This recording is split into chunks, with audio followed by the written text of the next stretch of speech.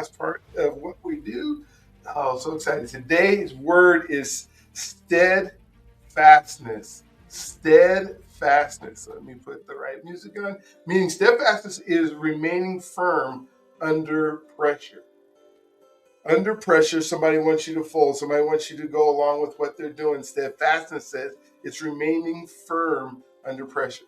Steadfast people become anchors during uncertainty. Their consistency provides calm when others feel overwhelmed. You think of like, if you've been consistent at doing the same thing over and over again, that means you're probably pretty good at it. You know how to do it. And so when chaos comes, if you say you are grounded as part of one of our even affirmations that we talked through, you're grounded. And so now when somebody else needs you, you can be there for them because you have this steadfastness that is part of who you are.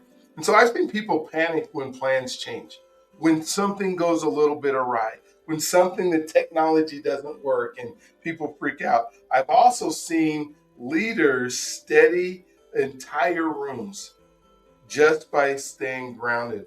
One time I realized people were watching how I responded. We talked about being that example, right? And the steadfastness mattered more than the solutions.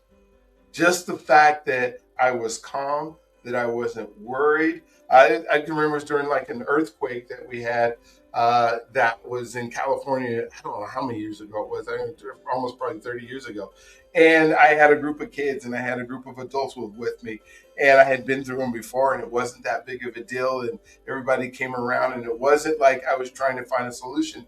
There is no solution during an earthquake. There is, other than just get to a place where stuff isn't going to fall on your head, under desk, under tables, whatever it is. And after it starts shaking, now what do we do? And I can remember the calmness that I had, kind of, as people were starting to freak out. And I'm like, "You're not worried?" I'm like, "No, we're good. God's going to take care of us." That's the extreme steadfastness that I could talk about. But no, that is just something that if you are consistent in the things you do, then and you are grounded in what God has for you, it's easy to have the steadfast.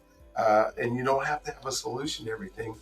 They just have to know that you're strong in what you do. So today you're going to make a connection. And who relies on your steadfastness? Think about somebody you're connecting today with. And this might be somebody that's older that just relies on you being the person that you have been, and just connect with them. Today, choose one conversation to be fully present in. No matter what it is, you are fully present. That shows steadfastness as well. That shows that you are there, willing and ready. You put down your phone, you pay attention, you make eye contact, you are 100% in the moment. 100% in the moment while you're there. And then you just build that trust, you build that steadfastness, you build that courage, you build all the part of the relationship that's super important by just being there.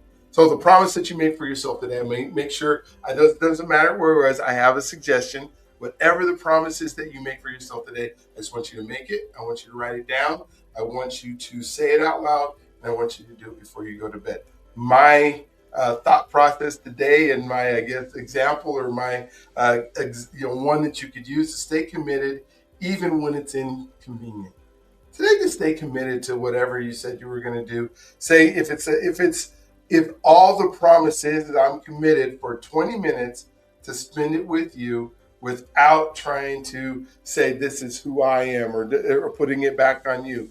Truly listen to somebody else for 20 minutes today. Stay committed to that. Write that down. Say you're going to do it, and then do it before you go to bed today. Again, the word is steadfastness. The word is steadfastness. We'll finish out with the blessing of the song that we're going to sing today. I want you to know that you are God's greatest gift. He loves you. If you allow him to, let him wrap his arms around you today. Don't forget, you are the answer to somebody else's prayer. You are the answer to somebody else's prayer just by the way that you show up. Even if, let's say, you go to the grocery store today and all you do is smile at the person. In fact, instead of doing the self-checkout, make it purposeful that you walk into a line, even if you have to stand there for a few minutes of inconvenience. My suggestion would be whoever you're standing in line with, not only make eye contact, but say hello. Say, how you doing today? that actual act could be the answer to somebody else's prayer. Somebody who needs to be in community, somebody knows that there are other human beings that care just enough to say hello. And then when the clerk goes ahead and scans the things that you have, look at them and say, I hope you're having a wonderful day. Thank you for doing what you're doing today.